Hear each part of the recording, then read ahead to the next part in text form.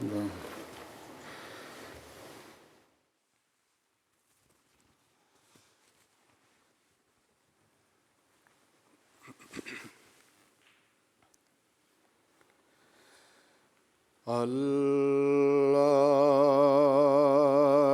اکبر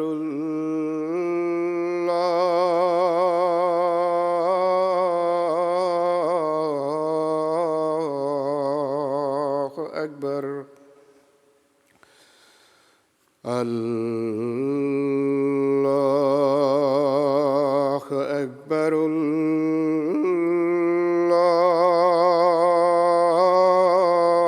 اللہ اکبر أشهد أن لا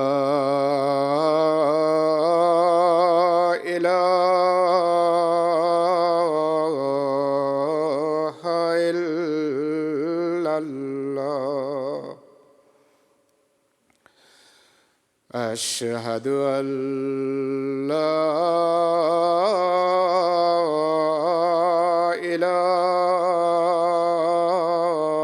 إله إلا الله أشهد أن محمدًا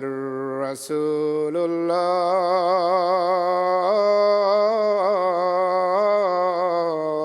الله أشهد أن محمدًا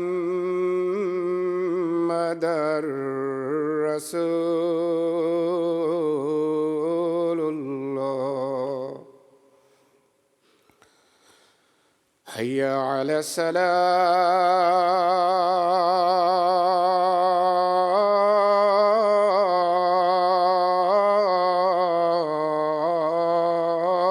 الصلاة حي على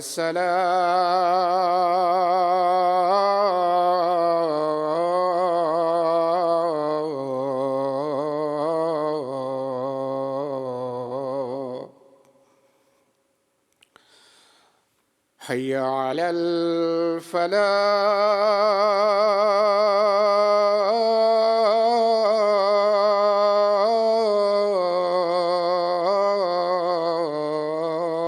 الفلاح حي على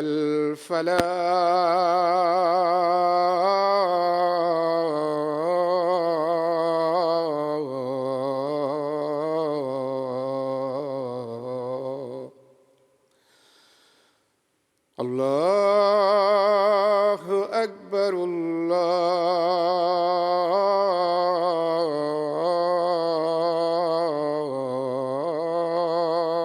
الله أكبر لا إله إلا الله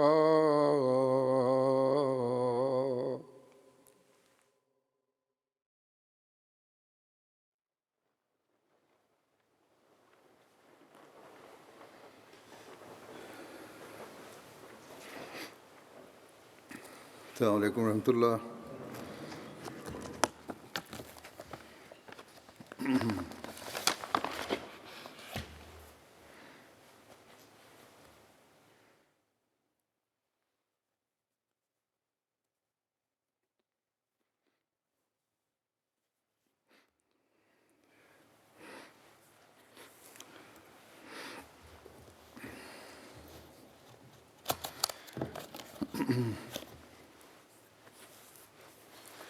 أشهد أن لا إله إلا الله وحده لا شريك له وأشهد أن محمدًا عبده ورسوله أما بعد فأعوذ بالله من الشيطان الرجيم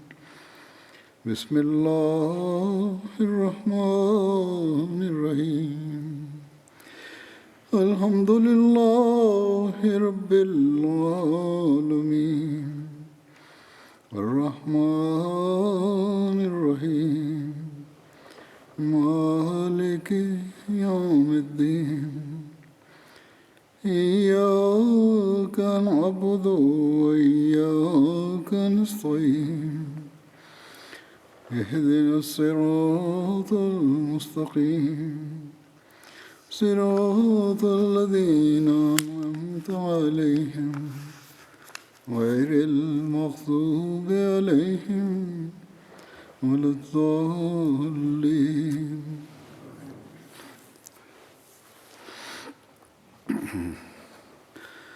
حضرت ابوبکر صدیق رضی اللہ عنہ کا ذکر چل رہا ہے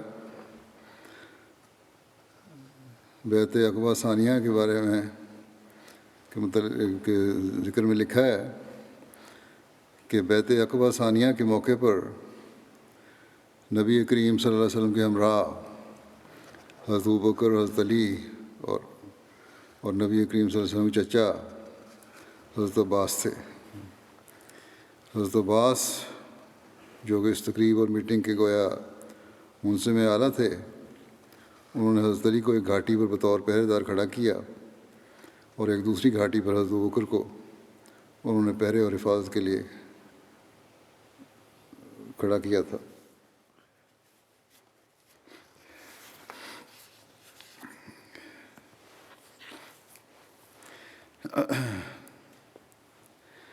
پھر نبی اکرم صلی اللہ علیہ وسلم کی ہجرت مدینہ جو ہوئی ہے اس میں حضرت ابوبکر صدیق کی مسابقت کا ذکر ہے. لکھا ہے کہ کفار مکہ میں مقیم مسلمانوں پر ظلم و ستم مسلسل بڑھتا جا رہا تھا. کہ اسی دوران حضرت رسول اللہ علیہ وسلم کو ایک خواب دکھایا گیا جس میں دو مسلمانوں کو وہ جگہ دکھائی گئی جدھر اب ہجرت کرنا تھی. وہ جگہ شور زمین والی کھجوروں میں گھری ہوئی تھی، لیکن اس کا نام نہ دکھایا گیا تھا اور نہ بتایا گیا تھا. البتہ اس کا جغرافیہ اور نقشہ دیکھتے ہوئے حضرت صلی اللہ علیہ وسلم نے خود اجتہاد فرماتے ہوئے فرمایا کہ حجر یا یمامہ ہوگی، جیسا کہ صحیح بخاری کی ایک روایت میں ذکر ملتا ہے جس کے مطابق آپ نے فرمایا فذهب وحالی الی انہا الیمامۃ او حجر فاذا ہی المدینہ تو یثرب، کہ میرا خیال اس طرف گیا کہ جگہ یمامہ یا حجر ہے، مگر کیا دیکھتا ہوں کہ وہ یثرب شہر ہے. یمامہ بھی یمن کا ایک مشہور شہر ہے،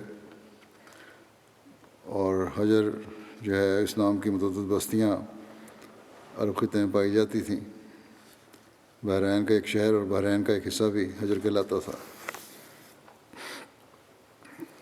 بہرحال کچھ ہی عرصے بعد حالات ایک رخ پر ہونے لگے.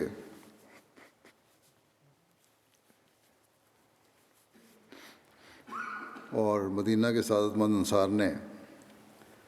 اسلام قبول کرنا شروع کیا تو القائے ربانی سے آپ پر منکشف ہوا کہ وہ سرزمین تو یثرب کی سرزمین تھی جو بعد میں مدینہ کے نام سے مشہور ہونے والی تھی. حضرت اقدس مسیح علیہ السلام نے نبی کریم صلی اللہ علیہ وسلم کے اس اجتہاد کا ذکر کرتے ہوئے فرمایا وہ حدیث جس کے یہ الفاظ ہیں کہ ذہبہ وحالی الی انہا الیمامۃ اب الحجر فاذا ہی المدینہ تو یثرب، صاف صاف ظاہر کر رہی ہے کہ جو کچھ حضرت صلی اللہ علیہ وسلم نے اپنے اجتہاد سے پیش گوئی کا محل و مصداق سمجھا تھا وہ غلط نکلا. چنانچہ حضرت صلی اللہ علیہ وسلم نے مکہ کے مظلوم اور ستم رسیدہ صابر مسلمانوں کو مدینہ کی طرف ہجرت کرنے کی اجازت اور رہنمائی فرما دی، جس پر مکہ کے مسلمانوں نے مدینہ کی طرف ہجرت شروع کر دی. دوسری طرف بیعت عقبہ ثانیہ کے بعد اس ہجرت میں بھی تیزی آ گئی اور گھروں کے گھر اور محلوں کے محلے خالی ہونے لگے. اس صورتحال نے مکہ کے ظالم سرداروں کو مزید اشتعال دلا دیا اور غصے سے تلملانے لگے. جس پر انہوں نے ایک اور قدم اٹھایا کہ ان مظلوموں کو ہجرت کرنے سے بھی روکا جانے لگا اور ظلم و ستم کے نت نئے طریقے نکالے جانے لگے۔ کبھی شوہر کو تو جانے دیا لیکن اس کی بیوی اور بچے کو اسے چھین لیا گیا، کبھی کسی سے سرمایہ اور مال و دولت اس بہانے ہتھیا لی گئی کہ یہ تو تم نے ہمارے شہر مکہ میں کمائی تھی، اگر یہاں سے جانا ہے تو یہ ساری دولت ہمیں دے کر جاؤ۔ کبھی ماں کی ممتا کا واسطہ دے کر روک لیا کہ اپنی ماں سے ملتے جاؤ، اور پھر راستے میں ہی ان کو رسیوں سے باندھ کر کوٹھریوں میں ڈال دیا۔ لیکن دولت ایمان سے مالا مال اور دین اسلام کی محبت میں سرشار صبر و شکر کرنے والے مومنوں کی جماعت دیوانہ وار مدینہ کی طرف مسلسل ہجرت کرتی چلی گئی۔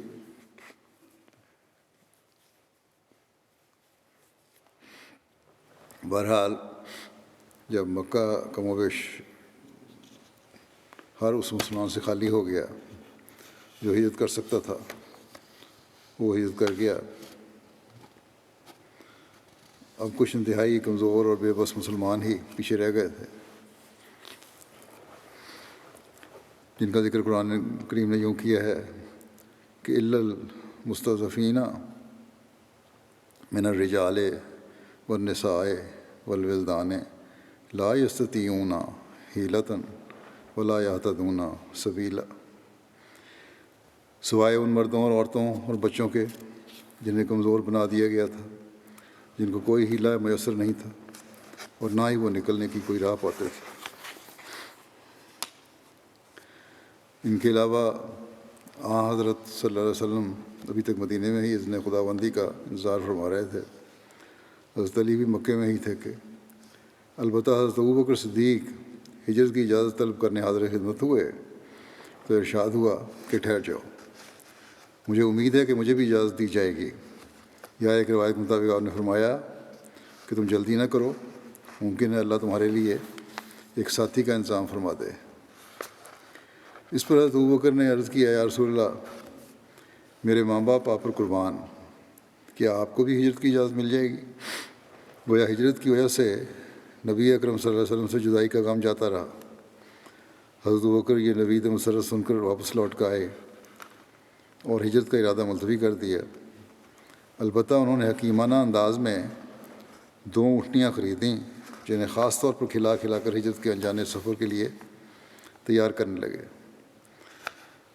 ان باتوں کا تذکرہ کرتے ہوئے حضرت مسلم موعود رضی اللہ عنہ بیان فرماتے ہیں کہ رسول کریم صلی اللہ علیہ وسلم اور آپ کے ساتھیوں نے ہجرت کی تیاری شروع کی۔ ایک کے بعد ایک خاندان مکہ سے غائب ہونے شروع ہوا۔ اب وہ لوگ بھی جو خدا تعالیٰ کی بادشاہت کا انتظار کر رہے تھے دلیر ہو گئے۔ بعض دفعہ ایک ہی رات میں مکے کی ایک پوری گلی کے مکانوں کو تالے لگ جاتے تھے، اور صبح کے وقت جب شہر کے لوگ گلی کو خاموش پاتے تو دریافت کرنے پر انہیں معلوم ہوتا کہ اس گلی کے تمام رہنے والے مدینے کو ہجرت کر گئے ہیں۔ اور اسلام کے اس گہرے اثر کو دیکھ کر جو اندر ہی اندر مکے کے لوگوں میں پھیل رہا تھا وہ حیران رہ جاتے تھے۔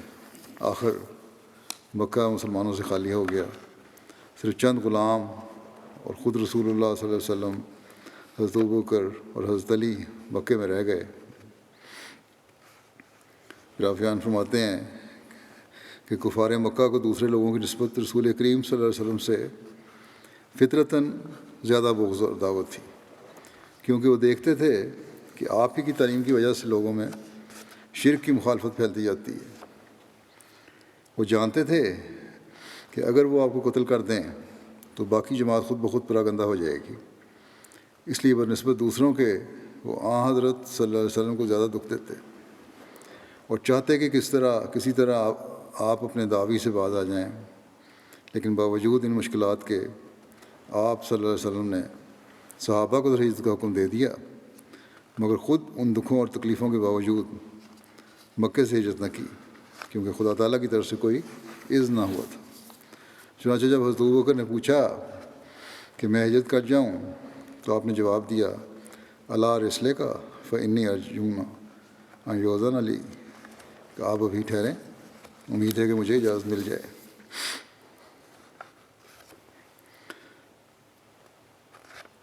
دارالندوہ میں کفار نبی کریم صلی اللہ علیہ وسلم کے خلاف خفیہ مشورہ کرنے کے لیے اکٹھے ہوئے. اس کے بارے میں لکھا ہے کہ رؤسائے مکہ اب اس بات پر سخت غصے میں تھے اور پیچ و تاب کھا رہے تھے کہ مسلمان ان کے ہاتھ سے بچ کر نکل گئے ہیں.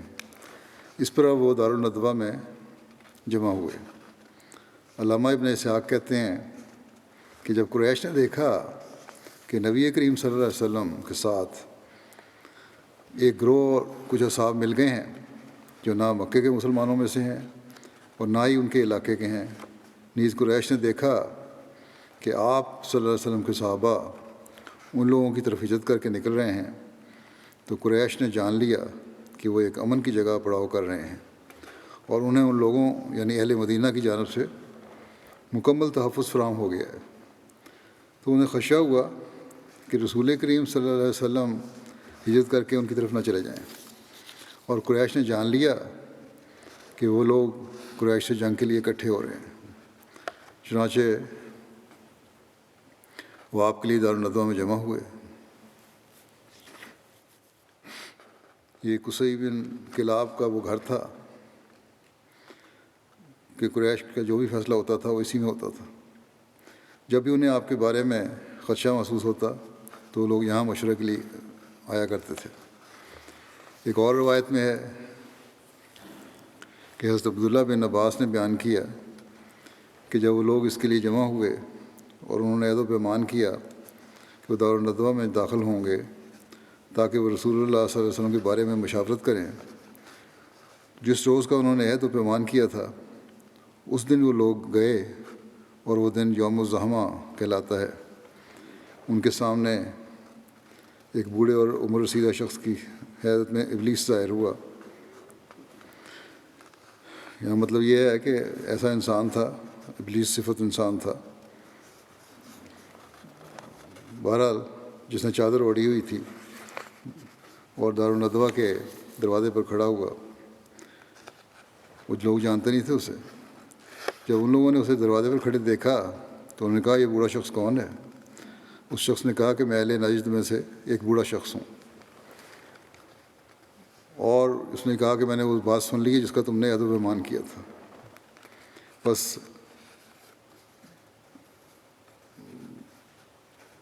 وہ تمہارے پاس میں اس لیے آیا ہوں کہ تاکہ وہ سن لے کہ تم لوگ کیا کہتے ہو. امید ہے کہ تمہیں اس سے کوئی نہ کوئی رائے یا بھلائی مل جائے گی. اس نے کہا اپنے بارے میں. ان لوگوں نے کہا ٹھیک ہے اندر آ جاؤ. وہ ان لوگوں کے ساتھ اندر داخل ہو گیا. وہاں قریش کے سرداران کی ایک بڑی جماعت شریک تھی، جن کے نمایاں ناموں میں عتبہ بن ربیعہ، شیبہ بن ربیعہ، ابو سفیان بن حرب، تیمہ بن عدی، اور بعض لوگ تھے، ابو جہل بن ہشام، حجاج کے 2 بیٹے، اور بہت سارے لوگ تھے. اس کے علاوہ کچھ سردار بھی تھے جن کا شمار قریش سے نہیں ہوتا. جب سب لوگ جمع ہو گئے اور تجاویز دینے کا وقت آیا تو ایک شخص نے تجویز پیش کی کہ اسے یعنی محمد صلی اللہ علیہ وسلم کو لوہے کی بیڑیوں میں جکڑ کر قید کر دو اور باہر سے دروازہ بند کر دو. پھر اس پر اسی موت کے آنے کا انتظار کرو جو اس سے پہلے اس جیسے 2 شعراء پر آ چکی ہے، مثلا زہیر اور نابغہ، اور دیگر شعراء جو پہلے گزر چکے ہیں. یعنی انجام کا انتظار کرو جس طرح اس سے پہلے 2 شاعروں زہیر اور نابغہ وغیرہ کا ہو چکا ہے، یعنی موت ان کا خاتمہ کر دے. تو جیسے ان کو موت آئی تھی آپ کے لیے بھی یہی پلان کیا گیا. اس پر اس بوڑھے نجدی نے کہا نہیں، اللہ کی قسم میرے نزدیک یہ رائے تمہارے لیے مناسب نہیں ہے. واللہ اگر تم لوگوں نے اسے قید کر دیا تو اس کی خیر بند دروازے سے باہر نکل کر اس کے ساتھیوں تک ضرور پہنچ جائے گی. پھر کچھ بعید نہیں کہ وہ لوگ تم پر دھاوا بول کر اس شخص کو تمہارے قبضے سے نکال لے جائیں، پھر اس کی مدد سے اپنی تعداد بڑھا کر تمہیں مغلوب کر لیں.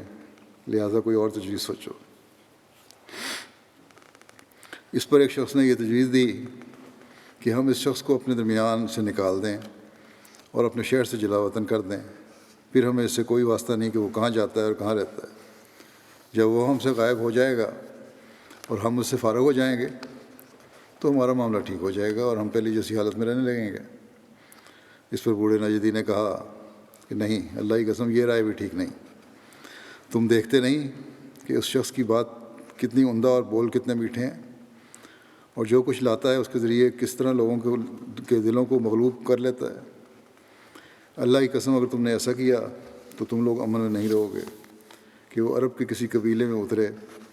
اور اپنی باتوں سے ان پر غلبہ حاصل کرے لے اور اس کی پیروی کرنے لگیں۔ وہ لوگ پھر ان کے ساتھ مل کر تمہاری طرف پیش قدمی کریں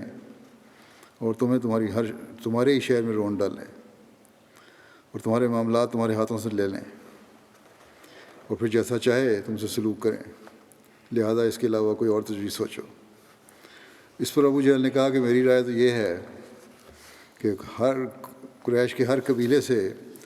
ایک ایک نوعمر مضبوط اور حسب و نصب والا جوان چنا جائے اور ان میں سے ہر ایک کے ہاتھ میں تیز کاٹنے والی تلوار دے دی جائے، پھر وہ لوگ یعنی محمد صلی اللہ علیہ وسلم کا قصد کریں اور ایک شخص کے حملہ کرنے کی طرح اس پر حملہ کیا جائے اور اسے وہ قتل کر دیں، یوں ہمیں اس شخص سے راحت مل جائے گی۔ اس طرح قتل کرنے کا نتیجہ یہ ہوگا کہ اس شخص کا خون سارے قبائل میں منقسم ہو جائے گا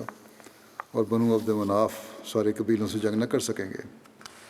لہذا دیت لینے پر راضی ہو جائیں گے اور ہم دیت ادا کر دیں گے۔ اس پر بوڑھے نجدی نے کہا رائے ہے تو بس اس شخص کی، باقی سب فضول باتیں ہیں۔ غرض اس رائے پر سب اتفاق کرتے ہوئے چلے گئے۔ دوسری طرف اللہ تعالیٰ نے حضرت صلی اللہ علیہ وسلم کو اس ساری صورتحال سے آگاہ فرما دیا، جیسا کہ وہ فرماتا ہے وَإِذْ يَمْكُرُ بِكَ الَّذِينَ كَفَرُوا لِيُثْبِتُوكَ أَوْ يَقْتُلُوكَ أَوْ يُخْرِجُوكَ وَيَمْكُرُونَ وَيَمْكُرُ اللَّهُ وَاللَّهُ خَيْرُ الْمَاكِرِينَ۔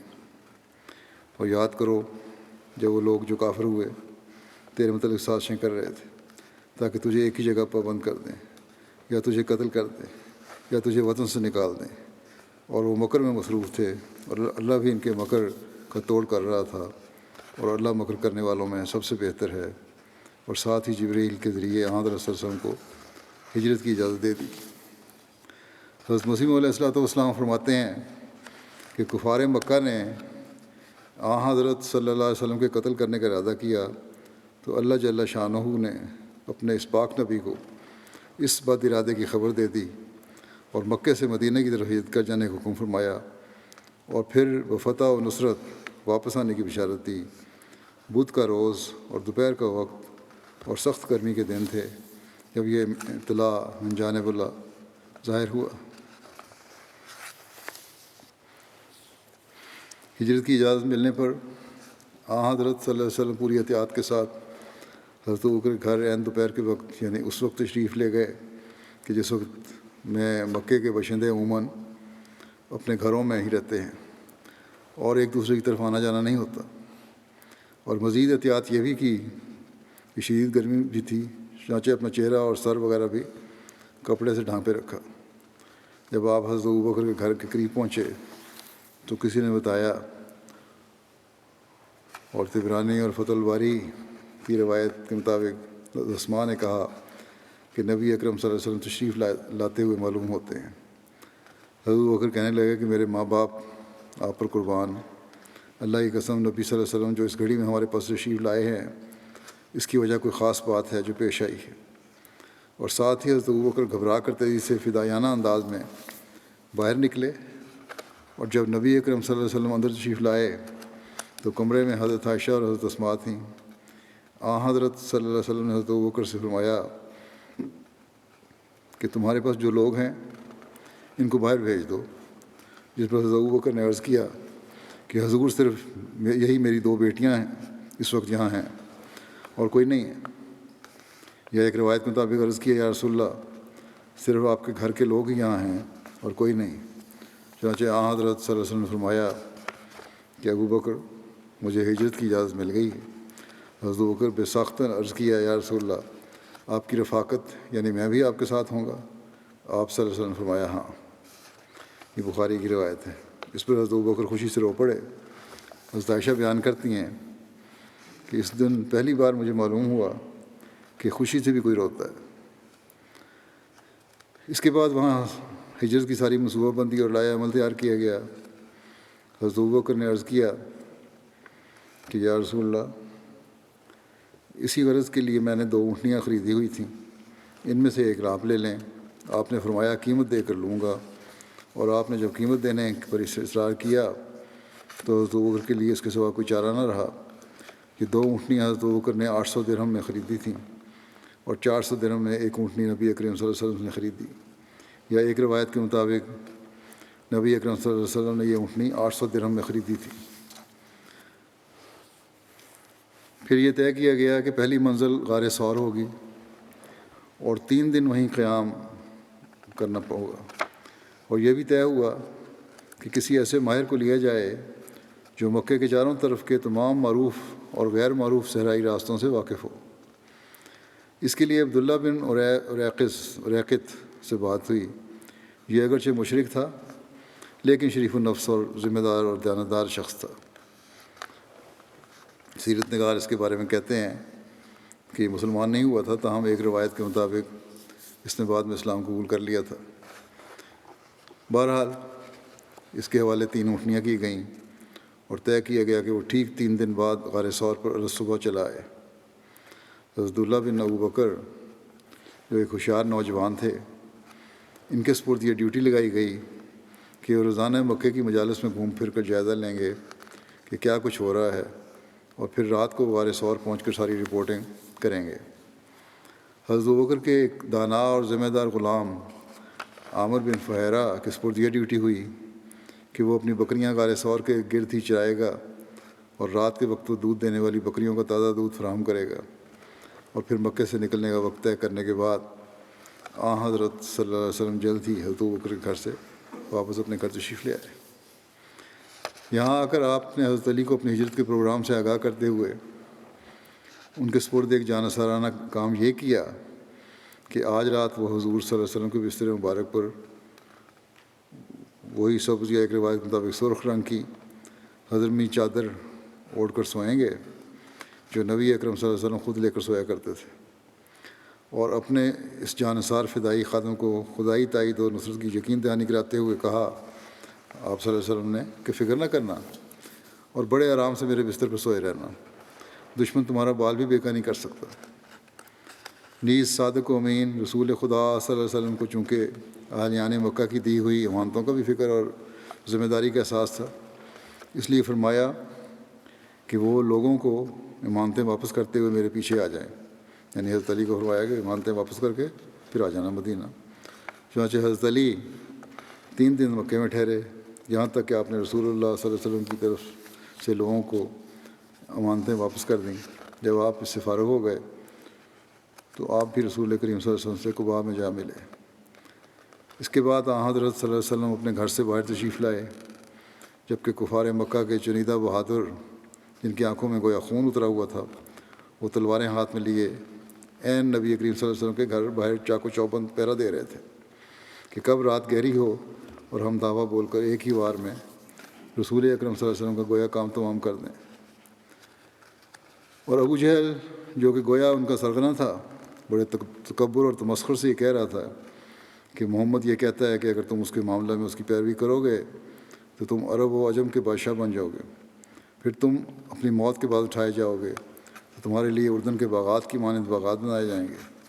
اور اگر تم ایسا نہیں کرو گے تو تمہارے درمیان قتل و غارت گری ہوگی۔ آپ صلی اللہ علیہ وسلم باہر نکلے اور فرمایا ہاں ایسے ہی میں کہتا ہوں، اور سورہ یاسین کی یہ آیات پڑھتے ہوئے کہ یاسین والقرآن الحکیم انکا لمن المرسلین علی صراط مستقیم تنزیل العزیز الرحیم تنزیل العزیز الرحیم لتنذر قوم ما انذر آباؤہم فہم غافلون لقد حق القول علی اکثرہم فہم لا یؤمنون انا جعلنا فی اعناقہم اغلالا فہی الی الاذقان فہم مقمحون وجعلنا من بین ایدیہم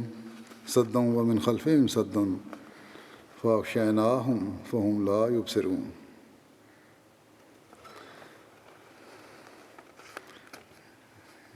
یاسین یا سید، اس کا ترجمہ یہ ہے کہ اے سردار حکمتوں والے قرآن کی قسم ہے، تو یقین مرسلین میں سے ہے، صراط مستقیم پر گامزن ہے، یہ کامل غلبے والے اور بار بار رحم کرنے والے کی تنزیل ہے، تاکہ تو ایک ایسی قوم کو ڈرائے جن کے آباء و اجداد نہیں ڈرائے گئے، بس وہ غافل پڑے ہیں۔ یقیناً ان میں سے اکثر پر قول صادق آ گیا ہے، بس وہ ایمان نہیں لائیں گے۔ یقیناً ہم نے ان کی گردنوں میں توق ڈال دیے ہیں اور وہ اب تھوڑیوں تک پہنچے ہوئے ہیں، اس لیے وہ سر اونچا اٹھائے ہوئے ہیں، اور ہم نے ان کے سامنے بھی ایک روک بنا دی ہے اور ان کے پیچھے بھی ایک روک بنا دی ہے اور ان پر پردہ ڈال دیا ہے، اس لیے وہ دیکھ نہیں سکتے۔ آپ ان کے سروں پر خاک ڈالتے ہوئے ان کے سامنے سے نکل گئے، لیکن خدا کی قدرت کہ آپ صلی اللہ علیہ وسلم جاتے ہوئے کسی کو بھی دکھائی نہ دیے، بلکہ وہ لوگ گاہے گاہے اندر جھانک کر دیکھتے لیتے اور اطمینان کر لیتے کہ محمد صلی اللہ علیہ وسلم اپنے بستر پر ہی ہیں۔ اس واقعے کا ذکر سیرت خاتم النبیین میں حضرت مرزا بشیر احمد صاحب نے یوں کیا ہے کہ رات کا تاریک وقت تھا اور ظالم قریش مختلف قبائل سے تعلق رکھتے تھے، اپنے خونی ارادے کے ساتھ آپ کے مکان کے گرد جمع ہو کر آپ کے مکان کا محاصرہ کر چکے تھے، اور انتظار تھا کہ صبح ہو یا آپ اپنے گھر سے نکلیں تو آپ پر ایک دم حملہ کر کے قتل کر دیا جاوے۔ حضرت صلی اللہ علیہ وسلم کے پاس بعض کفار کی امانتیں پڑی تھیں، کیونکہ باوجود شدید مخالفت کے اکثر لوگ اپنی امانتیں آپ کے صدق و امانت کی وجہ سے آپ کے پاس رکھوا دیا کرتے تھے، لہذا آپ نے حضرت علی کو ان امانتوں کا حساب کتاب سمجھا دیا اور تاکید کی کہ بغیر امانتیں واپس کیے موقع سے نہ نکلنا۔ اس کے بعد آپ نے ان سے فرمایا کہ تم میرے بستر پر لیٹ جاؤ، اور تسلی دی کہ انہیں خدا کے فضل سے کوئی گزان نہیں پہنچے گا۔ وہ لیٹ گئے اور آپ نے اپنی چادر جو سرخ رنگ کی تھی ان کے اوپر اڑا دی۔ اس کے بعد آپ اللہ کا نام لے کر اپنے گھر سے نکلے۔ اس وقت محاصرین آپ کے دروازے کے سامنے موجود تھے، مگر چونکہ انہیں خیال نہیں تھا کہ حضرت صلی اللہ علیہ وسلم اس قدر اول شب میں ہی گھر سے نکل آئیں گے، وہ اس وقت اس قدر غفلت میں تھے کہ آپ ان کے سروں پر خاک ڈالتے ہوئے ان کے درمیان سے نکل گئے اور ان کو خبر تک نہ ہوئی۔ وہ قریش جو آپ کے گھر کا محاصرہ کیے ہوئے تھے، وہ تھوڑی تھوڑی دیر کے بعد آپ کے گھر کے اندر جھانک کر دیکھتے تھے تو حضرت علی کو آپ کی جگہ پر لیٹا ہوا دیکھ کر مطمئن ہو جاتے تھے، لیکن صبح ہوئی تو انہیں علم ہوا کہ ان کا شکار ان کے ہاتھ سے نکل گیا ہے۔ اس پر وہ ادھر ادھر بھاگے، مکے کی گلیوں میں صحابہ کے مکانات پر تلاش کیا اور کچھ پتہ نہ چلا۔ اس غصے میں انہوں نے حضرت علی کو پکڑا اور کچھ مارا پیٹا۔ حضرت مسیح علیہ والسلام نے اس کا ذکر کرتے ہوئے فرمایا ہے کہ جب حضرت صلی اللہ علیہ وسلم ایک ناگہانی طور پر اپنے قدیم شہر کو چھوڑنے لگے اور مخالفین نے مار ڈالنے کی نیت سے چاروں طرف سے اس مبارک گھر کو گھیر لیا، تب ایک جانی عزیز جس کا وجود محبت اور ایمان سے خمیر کیا گیا تھا، جام بازی کے طور پر حضرت صلی اللہ علیہ وسلم کے بستر پر باشارہ نبوی اس غرض سے منہ چھپا کر لیٹ رہا کہ تا مخالفوں کے جاسوس حضرت صلی اللہ علیہ وسلم کے نکل جانے کی کچھ تفتیش نہ کریں اور اسی کو رسول اللہ صلی اللہ علیہ وسلم سمجھ کر قتل کرنے کے لیے ٹھہرے رہیں۔ کس بہرے کسے سر ندہد جان نفشانت، عشقست کہ اینکار بسد صدق کو نانت، یعنی کوئی شخص کسی دوسرے کے لیے سر نہیں دیتا نہ ہی جان چھڑکتا ہے، یہ عشق ہے جو یہ کام انسان سے بصد صدق کرواتا ہے۔ بہرحال فرمایا کہ حضرت صلی اللہ علیہ وسلم رات کے کسی وقت اپنے گھر سے نکلے۔ کس وقت اپنے گھر نہیں فرمایا نہیں، یہ روایات ہیں وقت کے بارے میں، اس میں اختلاف ہے، کچھ کہتے ہیں پہلے وقت، کچھ کہتے ہیں درمیانی رات، کچھ کہتے ہیں آخری وقت۔ بہرحال کس وقت حضرت صلی اللہ علیہ وسلم اپنے گھر سے نکلے، اس بارے میں جو روایات میں اختلاف ہے اس کا ذکر کرتا ہوں۔ ایک روایت میں ذکر ہے کہ آپ رات کی آخری تہائی میں گھر سے باہر تشریف لائے تھے۔ چنانچہ محمد حسین ہیکل لکھتے ہیں کہ رات کی آخری تہائی میں حضرت محمد صلی اللہ علیہ وسلم ان مشرکین کی غفلت کی وجہ سے حضرت ابوبکر کے گھر کی طرف نکلے اور وہاں سے دونوں گھر کے پچھلے دروازے سے نکل کر جنوب میں غار ثور کی طرف چل پڑے۔ ایک روایت میں یہ ذکر ہے کہ آپ آدھی رات کے وقت نکلے، چنانچہ دلائل النبوہ میں لکھا ہے کہ رسول اللہ صلی اللہ علیہ وسلم اور حضرت ابوبکر آدھی رات کے وقت غار ثور کی طرف روانہ ہوئے تھے۔ مدارج النبوہ میں لکھا ہے کہ جب حضور اکرم صلی اللہ علیہ وسلم نے ارادہ فرمایا کہ صبح کے وقت ہجرت کر جائیں تو شام ہی کو حضرت علی مرتضیٰ کرم اللہ وجہ سے فرمایا کہ آج رات تم یہیں سونا تاکہ مشرکین شک و شبہ میں مبتلا ہو کر حقیقت حال سے باخبر نہ ہوں۔ حضرت مرزا بشیر احمد صاحب نے جو لکھا ہے وہ ہے کہ نبی کریم اول شب اپنے گھر سے نکلے تھے۔ چنانچہ اس کی تفسیر میں لکھتے ہیں کہ محاصرین آپ کے دروازے کے سامنے موجود تھے، مگر چونکہ انہیں یہ خیال نہیں تھا کہ حضرت صلی اللہ علیہ وسلم اس قدر اول شب میں ہی گھر سے نکل آئیں گے،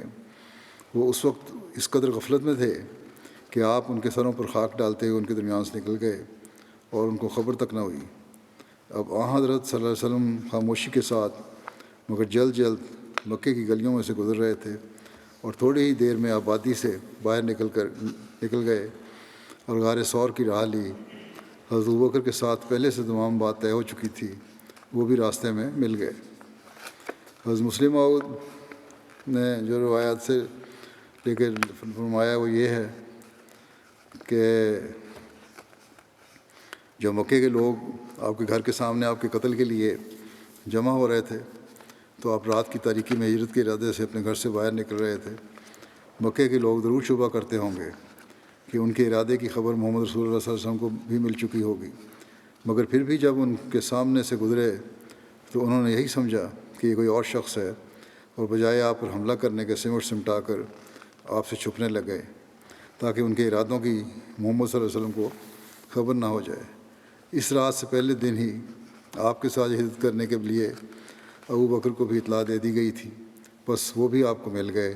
اور دونوں مل کر تھوڑی دیر میں مکے سے روانہ ہو گئے۔ حضرت مسیح موعود علیہ السلام کے مطابق نبی کریم صلی اللہ علیہ وسلم صبح کے وقت گھر سے نکلے تھے۔ چنانچہ آپ فرماتے ہیں کہ حضرت صلی اللہ علیہ وسلم کو جاتے وقت کسی مخالف نے نہیں دیکھا، حالانکہ صبح کا وقت تھا اور تمام مخالفین حضرت صلی اللہ علیہ وسلم کے گھر کا محاصرہ کر رہے تھے۔ سو خدائے تعالیٰ نے جیسا کہ سورہ یاسین میں اس کا ذکر کیا ہے، ان سب اشقیاء کی آنکھوں پر پردہ ڈال دیا اور حضرت ان کے سروں پر خاک ڈال کر چلے گئے۔ بہرحال مختلف روایتیں ہیں، لیکن یہ نتیجہ یہی ہے کہ پتہ نہیں لگا کفار کو۔ پھر یہ بھی مختلف روایات ہیں کہ اپنے گھر سے نکل کر نبی اکرم صلی اللہ علیہ وسلم کس طرح تشریف لے گئے۔ ایک روایت سے یہ تاثر ملتا ہے کہ حضرت صلی اللہ علیہ وسلم اپنے گھر سے نکلے ہوں گے اور حضرت ابوبکر اپنے گھر سے، اور راستے میں کسی ایک جگہ پر دونوں اکٹھے ہو کر غار ثور کی طرف چل پڑے۔ ایک روایت میں ہے کہ نبی اکرم صلی اللہ علیہ وسلم اپنے گھر سے غار ثور کی طرف نکلے اور کچھ دیر بعد حضرت ابوبکر آپ کے گھر پہنچے تو حضرت علی نے انہیں فرمایا کہ وہ تو جا چکے ہیں اور غار ثور کی طرف تشریف لے جا رہے ہیں، اس لیے آپ بھی ان کے پیچھے پیچھے چلے جائیں۔ چنانچہ حضرت ابوبکر نبی اکرم صلی اللہ علیہ وسلم کے پیچھے چلے گئے۔ بہرحال یہ روایت تو بہت کمزور لگتی ہے۔ اس سے یہ تاثر ملتا ہے کہ گویا نبی اکرم صلی اللہ علیہ وسلم حضرت ابوبکر کا انتظار فرماتے رہے اور وہ لیٹ ہو گئے، اور حضرت ابوبکر کو یہ بھی علم نہیں کہ نبی اکرم صلی اللہ علیہ وسلم کدھر گئے ہوں گے، اور سب کچھ حضرت علی اب انہیں بتا رہے ہیں۔ ہجرت جیسا اہم ترین رازدارانہ سفر اور حضرت ابوبکر جیسا فہیم اور ذمہ دار شخص اس طرح کی لاپرواہی کا مرتکب ہو، یہ نہیں ممکن ہو سکتا۔ اس لیے اس روایت کی نسبت دوسری روایت جو زیادہ تر کتب میں موجود ہے وہ زیادہ درست اور قرینے قیاس معلوم ہوتی ہیں، کیونکہ اس کے مطابق حضرت صلی اللہ علیہ وسلم اپنے گھر سے نکل کر سیدھے حضرت ابوبکر کے گھر تشریف لے گئے اور وہاں سے حضرت ابوبکر کے ساتھ غار ثور کی طرف روانہ ہوئے۔ اس موقع پر حضرت ابوبکر کی دو باوفا بہادر بیٹیوں حضرت عائشہ اور حضرت اسماء نے سفر کے لیے کھانا بھی جلدی تیار کر دیا تھا، جس میں بھنی ہوئی بکری کا گوشت بھی تھا۔ حالات کی نزاکت اور جلدی میں کھانے کا برتن جو چمڑے کا تھا باندھنے کو کچھ نہ ملا تو حضرت اسماء نے اپنا نطاق یعنی کمر بند کھولا اور اس کے دو حصے کیے اور کھانا باندھا۔ ایک سے توشہ دان اور دوسرے سے مشکیزے کا منہ باندھ دیا۔ نبی اکرم صلی اللہ علیہ وسلم جو شوفا کے ان لمحات کو بغور دیکھ رہے تھے، فرمانے لگے کہ اسماء، اللہ تمہارے اس نطاق کے بدلے میں تمہیں جنت میں 2 نطاق عطا کرے گا، یعنی کہ وہ کمر بند جو باندھا ہوا تھا کپڑا کمر پہ۔ حضرت صلی اللہ علیہ وسلم کے اس ارشاد کی وجہ سے بعد میں حضرت اسماء کو ذات النطاقین کہا جانے لگا۔ ہجرت کے سفر میں نبی اکرم صلی اللہ علیہ وسلم زیر لب اس آیت کا ورد فرماتے ہوئے چلے جا رہے تھے، وَقُلْ رَبِّ أَدْخِلْنِي مُدْخَلَ صِدْقٍ وَأَخْرِجْنِی مُخْرَجَ صِدْقٍ وَاجْعَل لِّی مِن لَّدُنکَ سُلْطَانًا نَصِیرًا۔ اور تو کہے، اے میرے رب، مجھے اس طرح داخل کر کہ میرا داخل ہونا سچائی کے ساتھ ہو، اور مجھے اس طرح نکال کہ میرا نکلنا سچائی کے ساتھ ہو، اور اپنی جناب سے میرے لیے طاقتور مددگار عطا کر۔ اور ایسا ہی اس دعا کا بھی ذکر ملتا ہے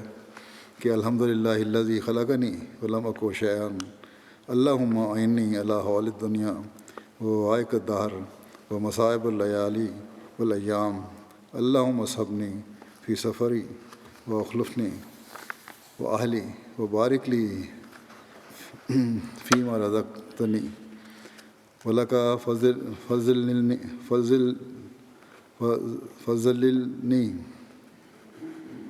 وعلی صالح خلقی فقومنی وإلی ربی فحببنی وإلی الناس فلا تکلنی انت رب المستضعفین وانت ربی اعوذ بوجہک الکریم الذی اشرقت لہ السماوات والارض وکشفت بہ الظلمات وصلح علیہ امر الاولین والآخرین ان یحل بی غضبک او ینزل علی سخطک اعوذ بک من زوال نعمتک وفجاءۃ نقمتک وتحول عاقبتک وجمیع سخطک لک العتبی خیر ما استطعت ولا حول ولا قوۃ الا بک۔ تمام تعریفیں اللہ کے لیے جس نے مجھے پیدا کیا اور میں کچھ بھی نہیں تھا۔ اے اللہ، دنیا کے خوف پر اور زمانے کے مصائب پر اور رات اور دن کے مصائب پر میری مدد فرما۔ اے اللہ، میرے سفر میں تو میرا ساتھی ہو جا، اور میرے اہل میں میرا قائم مقام ہو جا، اور جو تو نے مجھے دیا ہے اسے میرے لیے برکت رکھ دے، اور مجھے اپنے تابع کر دے،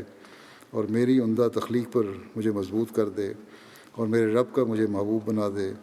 اور مجھے لوگوں کے سپرد نہ کرنا۔ تو کمزوروں کا رب ہے اور تو میرا بھی رب ہے۔ تیرا وجہ کریم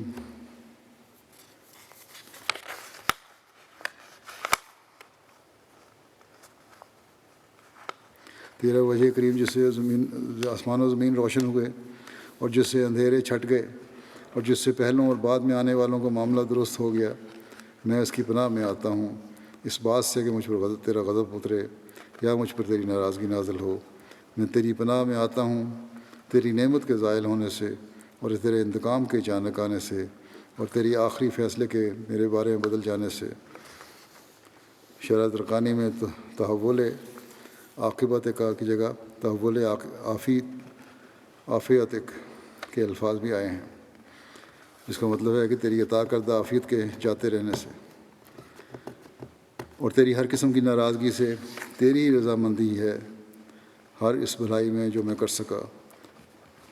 نہ گناہ سے بچنے کا کوئی حیلہ ہے، اور نہ ہی نیکی کرنے کی کوئی طاقت ہے مگر تیرے ہی ذریعے۔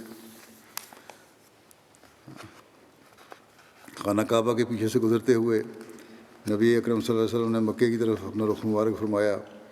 اور اس بستی سے یوں مخاطب ہوئے کہ بخدا اے مکہ، تو اللہ کی زمین میں سے مجھے سب سے زیادہ محبوب ہے، اور تو اللہ کی زمین میں سے اللہ کو بھی سب سے زیادہ محبوب ہے، اور اگر تیرے باشندے مجھے زبردستی نہ نکالتے تو میں کبھی بھی نہ نکلتا۔ امام بہاقی نے لکھا ہے کہ غار ثور کے سفر کے دوران حضرت ابوبکر کبھی حضرت رسول اللہ کے آگے چلتے، کبھی پیچھے، اور کبھی آپ کے دائیں ہو جاتے اور کبھی بائیں۔ نبی اکرم صلی اللہ علیہ وسلم نے پوچھا تو عرض کی کرنے لگے کہ یا رسول اللہ، مجھے خیال آتا ہے کوئی سامنے سے نہ آ رہا ہو، تو میں آپ کے آگے ہو جاتا ہوں، اور جب اندیشہ ہوتا ہے کوئی پیچھے سے حملہ نہ کر دے تو آپ کے پیچھے ہو جاتا ہوں، اور کبھی دائیں اور کبھی بائیں کہ آپ ہر طرف سے محفوظ و مامون رہیں۔ ایک روایت کے مطابق غار ثور تک پہنچتے پہنچتے اس پہاڑی سفر میں نبی اکرم صلی اللہ علیہ وسلم کے قدم مبارک زخمی بھی ہو گئے، اور ایک روایت کے مطابق راستے میں ایک پتھر سے ٹھوکر لگنے سے پاؤں مبارک زخمی ہو گیا تھا۔ جب غار ثور تک پہنچے تو حضرت ابوبکر نے رسول اللہ صلی اللہ علیہ وسلم سے عرض کیا کہ آپ ابھی یہاں ٹھہریں، پہلے مجھے اندر جانے دیں تاکہ میں اچھی طرح غار کو صاف کر لوں، اور کوئی خطرے کی چیز ہو تو میرا اس سے سامنا ہو۔ چنانچہ وہ اندر گئے اور غار کو صاف کیا، جو بھی سوراخ اور بل وغیرہ تھے ان کو اپنے کپڑے سے بند کیا۔ پھر رسول اللہ صلی اللہ علیہ وسلم کو اندر آنے کی دعوت دی۔ کہتے ہیں کہ نبی اکرم صلی اللہ علیہ وسلم حضرت ابوبکر کی ران پر سر رکھ کر لیٹ گئے، اور ایک سوراخ جس کے لیے کپڑا نہ تھا یا شاید اس وقت نظر نہ آیا ہو، اس پر حضرت ابوبکر نے اپنا پاؤں رکھ دیا۔ روایت میں ہے کہ اسی سوراخ سے کوئی بچھو یا سانپ وغیرہ ڈستا رہا، لیکن حضرت ابوبکر اس ڈر سے کہ اگر کوئی حرکت کی تو نبی اکرم صلی اللہ علیہ وسلم کے آرام میں خلل واقع ہوگا، جنبش نہ فرماتے، یہاں تک کہ نبی اکرم صلی اللہ علیہ وسلم نے جب آنکھ کھولی تو حضرت ابوبکر کے چہرے کی بدلی ہوئی رنگت کو دیکھ کر پوچھا کہ کیا ماجرا ہے، تو انہوں نے ساری بات بتائی۔ حضرت صلی اللہ علیہ وسلم نے اپنا لعاب مبارک وہاں لگایا، اور پاؤں ایسا تھا اس کے بعد جیسے کچھ ہوا ہی نہیں۔ دوسری طرف قریش مکہ جو کہ نبی اکرم صلی اللہ علیہ وسلم کے گھر کا محاذرہ کیے ہوئے تھے، ان کو دیکھ کر ایک شخص نے گزرتے ہوئے پوچھا کہ یہاں کیوں کھڑے ہو؟ انہوں نے بتایا تو وہ کہنے لگا آدمی کہ میں نے تو محمد کو گلیوں سے گزرتے ہوئے دیکھا ہے۔ تو انہوں نے اس شخص کا مذاق اڑاتے ہوئے کہا کہ وہ تو اندر اپنے بستر پر ہیں اور ہم مسلسل ان پر نظر رکھے ہوئے ہیں۔ پھر رات گئے اپنے پہلے سے طے کیے منصوبے کے مطابق۔ جب وہ ایک دم سے اندر گئے اور چادر کھینچ کر سوئے ہوئے کو دیکھا تو کیا دیکھتے ہیں کہ وہ تو حضرت علی ہیں۔ ان سے پوچھا کہ محمد کہاں ہیں؟ تو انہوں نے کہا کہ مجھے معلوم نہیں۔ اس پر مشرکین نے آپ کو ڈانٹ ڈپٹ کی اور زد و کوب کیا، اور کچھ دیر محبوس رکھنے کے بعد آپ کو چھوڑ دیا۔ بہرحال وہاں سے غیظ و غضب کی حالت میں اس روایت کے مطابق وہ لوگ حضرت علی کو ڈانٹ ڈپٹ کر کے مار پیٹ کر واپس چلے آئے، اور مکہ کی گلی گلی اور گھر گھر آپ کی تلاش کرنے لگے۔ اسی دوران وہ لوگ حضرت ابوبکر کے گھر بھی آئے۔ حضرت اسماء کا سامنا ہوا۔ ابو جہل آگے بڑھا اور پوچھا کہ تمہارا باپ اور ابوبکر کہاں ہیں؟ تمہارا باپ ابوبکر کہاں ہیں؟ انہوں نے کہا کہ میں نہیں جانتی کہ وہ کہاں ہیں۔ اس پر اس بدباطن ابو جہل نے اپنا ہاتھ اٹھایا اور اتنے زور سے حضرت اسماء کے منہ پر تماچا مارا کہ ان کی کان کی بالی ٹوٹ کر گر گئی، اور غصے کی حالت میں وہ سب لوگ واپس چلے گئے۔ مکے کی چھان بین سے ناکام فارغ ہوئے تو ماہر کھوجی مکے کے چاروں طرف روانہ کر دیے۔ رئیس مکہ امیہ بن خلف اور خود ایک ماہر کھوجی کو لے کر اپنے ساتھیوں سمیت ایک طرف نکلا، اور اس میں کوئی شک نہیں کہ یہ کھوجی سراغ رساں واقعی ماہر تھا۔ جتنی بھی اس کی مہارت کی داد دی جائے وہ کم ہے، کیونکہ یہ واحد کھوجی تھا کہ جو نبی اکرم صلی اللہ علیہ وسلم کے قدموں کے ایک ایک نشان کو کھوج کر عین غار ثور کے دہانے تک جا پہنچا، اور کہنے لگا کہ محمد کے قدموں کے نشان بس یہاں تک ہیں، اس کے آگے نہیں جاتے۔ علامہ بلازری نے اس کھوجی کا نام علقمہ بن قرظ بیان کیا ہے، اور لکھا ہے کہ فتح مکہ کے موقع پر اس نے اسلام قبول کر لیا تھا۔ غار ثور کے منہ پر یہ لوگ کھڑے باتیں کر رہے تھے، اور دو ہجرت کرنے والے عین اسی غار میں نہ صرف اندر چھپے ہوئے تھے، ان لوگوں کی باتیں سن رہے تھے، بلکہ حضرت ابوبکر بیان کرتے ہیں کہ میں ان کے پاؤں بھی دیکھ رہا تھا، اور خدا کی قسم اگر ان میں سے کوئی ایک بھی اندر جھانک کر دیکھ لیتا تو ہم پکڑے جاتے، لیکن خطرے اور مصیبت کی اس گھڑی میں یہ دو اکیلے نہیں تھے، بلکہ تیسرا ان کے ساتھ وہ خدا تھا کہ جس کے قبضہ قدرت میں زمین و آسمان ہیں، اور جو قادر مطلق تھا۔ اس نے ایک طرف تو سرابسانوں کے آنے سے قبل ہی وہاں اپنے معجزانہ قدرت سے ایک درخت اگا دیا، مکڑے کو بھیج کر غار کے منہ پر ایک جالا بن دیا، اور کبوتروں کے ایک جوڑے کو بھیجا کہ وہاں اپنا گھونسلہ بنا کر انڈے بھی دے دیں۔ یہ روایت میں ہے۔ بہرحال اس کے بعد خدا تعالیٰ کس طرح حضرت صلی اللہ علیہ وسلم کی تسلی فرماتا ہے، یا اللہ تعالیٰ کے حکم سے آپ نے حضرت بکر کو کس طرح تسلی دی. یہ ساری باتیں دیکھنے کے بعد اس کا ذکر انشاءاللہ آئندہ ہوگا.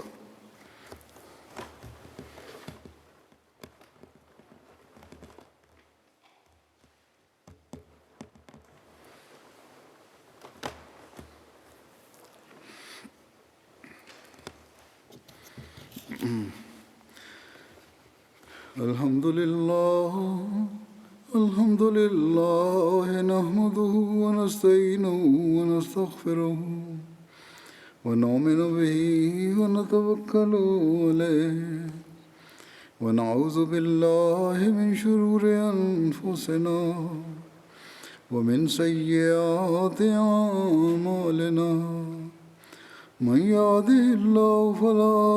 مضل له ومن يضلل فلا هادي له ونشهد أن لا إله إلا الله ونشهد أن محمدا عبده ورسوله.